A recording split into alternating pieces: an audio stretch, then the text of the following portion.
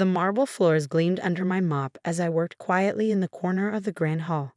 Around me, volunteers hustled to prepare for tonight's annual animal shelter fundraiser, hanging crystal chandeliers and arranging elaborate flower centerpieces. I kept my head down, methodically cleaning each tile, listening to Amanda Wilson, the shelter's director, bark orders at everyone within earshot. No, no, no, the champagne fountain goes by the weest wall. And where are those gold chairs I specifically ordered? Her voice carried that particular tone of superiority I'd grown familiar with over the past 3 months. We have $1 million donors coming tonight. Everything must be perfect. I moved my mop carefully around a stack of chairs, making sure not to splash any water. My simple gray uniform blended perfectly with the background, making me nearly invisible to the frantic volunteers and event planners rushing past. "You there, cleaning lady." Amanda's sharp voice cut through the chaos. I looked up to see her striding toward me, designer heels clicking against the freshly mopped floor. "Once you're done here, the bathrooms need attention. And please use the service entrance from now on. We can't have the help coming through the main doors during the event." I nodded politely, suppressing a smile. "Of course, Ms. Wilson." She paused, scrutinizing my face. "Have we met before? You look familiar." "I've been cleaning here for 3 months," I replied simply. Right. She waved dismissively. "Just make sure everything's spotless. The mayor's coming tonight, and we need to secure that city funding." If only she knew. As I worked, my mind wandered to 6 months ago, when I first visited the shelter. I just inherited my grandmother's estate, a fact I'd kept quiet from the public. The shelter had been struggling then, desperately needing renovations and better medical equipment for the animals. I'd spent weeks observing, coming in as a potential volunteer, watching how they treated both the animals and their staff. Amanda had been just as condescending then, though she'd at least bothered to learn my name during the volunteer orientation.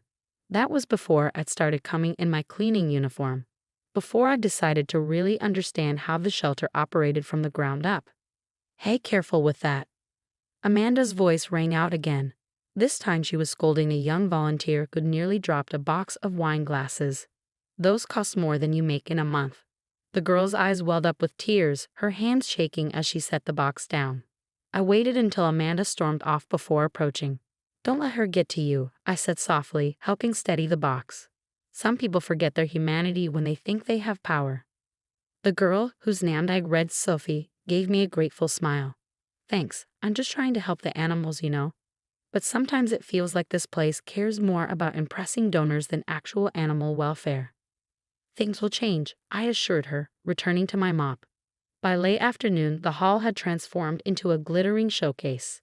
Crystal glasses sparkled under the chandeliers, elegant table settings awaited the city's elite, and the stage was set for tonight's big announcement. "You need to leave now," Amanda instructed me as I finished the last section of floor. "The guests will start arriving soon, and we can't have cleaning staff around. Use the back door." I gathered my cleaning supplies, heading toward the service entrance as instructed. In my locker, hidden beneath my gray uniform, hung a sleek black evening gown and a small clutch containing my invitation. In 3 hours, the building would light up with my name, announcing the largest private donation in the shelter's history. But more importantly, it would announce a change in leadership and a complete restructuring of how the shelter operated. I smiled, thinking of Amanda's face when she realized the cleaning lady she'd been ordering around was actually Catherine Parker, her new boss and the shelter's primary benefactor. Sometimes the best way to understand how to fix a broken system is to view it from the bottom up. As I left through the back door, I heard Amanda's voice one last time. "Remember everyone, tonight we smile at all costs. These rich donors hold our future in their hands." 3 hours later, I stood in front of my full-length mirror, hardly recognizing myself. The black evening gown hugged my curves perfectly, a far cry from the shapeless gray uniform I'd worn all day. My grandmother's pearl necklace graced my neck, and my usually tied-back hair now fell in elegant waves around my shoulders. My phone buzzed with a text from Marcus, my grandmother's longtime lawyer and trusted friend. "Everything's ready. Board members will arrive at 7 p.m. sharp. Ready to give Amanda the surprise of her life?" I smiled, typing back, "See you there." The transformation from cleaning lady to benefactor wasn't just about the clothes. It was about exposing a system that valued appearance over substance, donations over actual care. During my 3 months of undercover work, I documented everything: the misallocation of funds, the poor treatment of staff and volunteers, the corners cut in animal care while money was poured into lavish fundraisers. When I arrived at the shelter, the parking lot was filled with luxury cars. I handed my keys to the valet, the same young man who'd seen me leaving through the service entrance hours earlier. His eyes widened in recognition, but I put a finger to my lips with a wink. Inside, the grand hall buzzed with Seattle's elite. Crystal glasses clinked, jewelry sparkled, and fake laughter echoed off the marble floors I'd mopped that morning.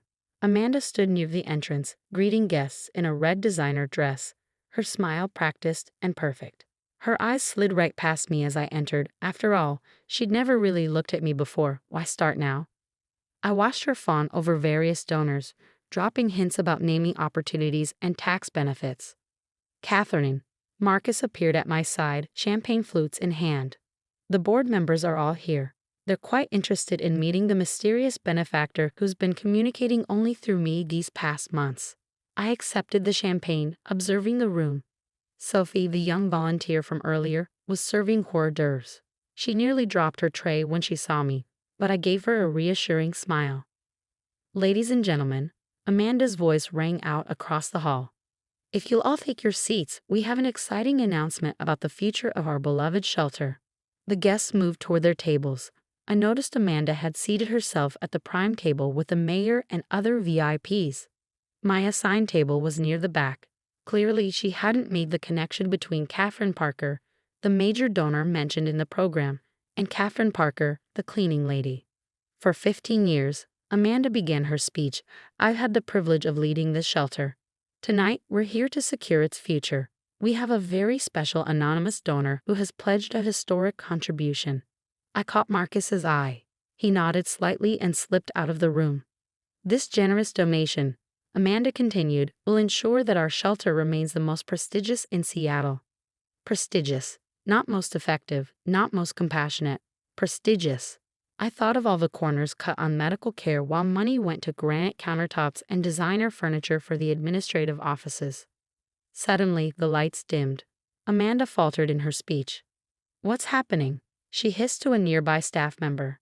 The exterior lights of the building flickered to life, visible through the floor-to-ceiling windows. The assembled crowd gasped as words appeared, projected in elegant script across the shelter's facade. The Catherine Parker Animal Welfare Center. Below it in smaller text, where compassion meets care. Amanda's face went pale. Her eyes darted around the room, finally landing on me as I stood up. Thank you, Amanda, I said, my voice carrying across the now silent room. But I believe this is my announcement to make. You, she stammered. But you're the cleaning lady. I smiled, walking toward the stage. Yes, I was. The best way to understand a broken system is to experience it from the ground up. The room erupted in whispers as I took the microphone. Sophie, still holding her serving tray, beamed at me from the corner. For the past 3 months, I've worked here as a member of the cleaning staff, I continued. What I saw convinced me that this shelter doesn't just need money. It needs a complete transformation. As of tonight, with the board's approval, I'm not just making a donation. I'm taking over as executive director. Amanda's knees buckled, and she had to grab a chair for support. In the crowd, I saw several board members nodding in approval. They'd seen the documentation Marcus had provided, the evidence of mismanagement and misplaced priorities. The Catherine Parker Animal Welfare Center will be a place where every creature, human or animal, is treated with dignity and respect, I announced, where we value care over appearance, compassion over prestige, and where no one, not even the cleaning staff, is invisible. The room burst into applause. As I stood there, I caught Sophie's eye again and gestured for her to join me. Starting tomorrow, I said, Sophie here will be our new volunteer coordinator, because she, like many others, never forgot what this place is really about, the animals. Amanda remained frozen in her chair, her perfectly practiced smile nowhere to be seen. Sometimes the best lessons come when you least expect them, and from people you never bothered to really see. The following morning, I arrived early at the shelter, wearing a simple but professional blue dress. The Catherine Parker Animal Welfare Center sign glowed softly in the dawn light, promising a new beginning. As I approached the main entrance, no more service doors for anyone, I heard familiar voices inside. Amanda was at her desk, hastily packing her personal items into a cardboard box. Her mascara was smeared, her perfectly styled hair from last night now disheveled. "You can't do this," she hissed when she saw me. "I built this place. 15 years of my life." "You built a facade," I replied calmly, setting my bag down. "Would you like to see the numbers? The records showing how much was spent on galas versus actual animal care? Or perhaps the staff turnover rates?" She slumped into her chair. "You don't understand. Those galas brought in the money we needed." "No, you didn't understand," I corrected her. "Real change doesn't come from champagne fountains and crystal chandeliers. It comes from genuine care and dedication." As if on cue, Sophie walked in, carrying a stack of new volunteer applications. "Miss Parker, we've already received 30 new volunteer applications since last night. People are excited about the changes." Amanda watched our interaction with narrowed eyes. "They're only here because of your money." I turned to her. "Actually, they're here because for the first time, they feel this place will truly prioritize animal welfare over social status." "You have two choices, Amanda. You can leave quietly with a decent recommendation, or we can dive deeper into those financial records I mentioned." She stared at me for a long moment before grabbing her box and walking out, her designer heels clicking for the last time on the marble floors. The next few hours were a whirlwind of activity. I met with the staff, assuring them their jobs were secure, with raises for those who'd been underpaid. The only significant changes would be in management and priorities. By midday, I was in the kennel area, wearing jeans and a shelter t-shirt, helping volunteers clean cages. The dogs barked excitedly, perhaps sensing the shift in energy. "Miss Parker," one of the veterinary technicians approached, holding a tablet. "I have the supply list you requested, the things we've needed for months." "Order everything," I said immediately, "and please call me Catherine." As I worked alongside the staff, I shared my vision. The marble floors would be replaced with more practical, pet-friendly surfaces. The elaborate office furniture would be sold, with proceeds going to medical equipment.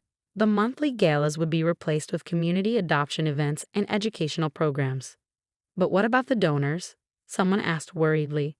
I smiled, scratching behind the ears of a senior dog who'd been at the shelter far too long. "Real donors care about results, not fancy parties. Watch." I pulled out my phone and opened the shelter's new social media page. The first post showed me in my cleaning uniform from yesterday, mopping floors, followed by the revelation at the gala. The caption read, "Change starts from the ground up. Join us in transforming animal welfare." It had already gone viral. By late afternoon, Marcus arrived with more news. "The press loves the story," he reported. "A wealthy heiress working undercover as a cleaning lady to expose mismanagement. It's gold. But more importantly, other shelters are reaching out. They want to implement similar changes." I was checking on a recovering cat when Sophie burst in. "Catherine, you need to see this." She led me to the front where a small crowd had gathered. Among them was Amanda, looking somewhat humbled. "I've been thinking," she said quietly, maybe I could volunteer. Actually work with the animals this time." The room fell silent, waiting for my response. I thought about all the times she'd looked down on others, all the harsh words and dismissive gestures. But I also thought about the message we wanted to send. "Everyone deserves a second chance," I said finally. "You can start this weekend cleaning kennels. Sophie will show you the ropes." As the day wound down, I sat in my office, no longer a showcase of expensive furniture, but a practical workspace with a dog bed in the corner, currently occupied by a three-legged rescue named Max. The shelter's new mission statement hung on the wall, "Where every life has value and every helper has worth." My phone buzzed with another message from Marcus. "Your grandmother would be proud." I looked out at the shelter floor, where volunteers and staff worked together, where Sophie was teaching Amanda the proper way to comfort a nervous dog, where the animals received the care they deserved. Sometimes the best revenge isn't about getting even. It's about making things better. And sometimes the people who need the most help aren't just the ones with four legs, but those who've forgotten what it means to serve others. The Catherine Parker Animal Welfare Center would be a testament to that truth. One cleaned kennel, one saved animal, one changed heart at a time.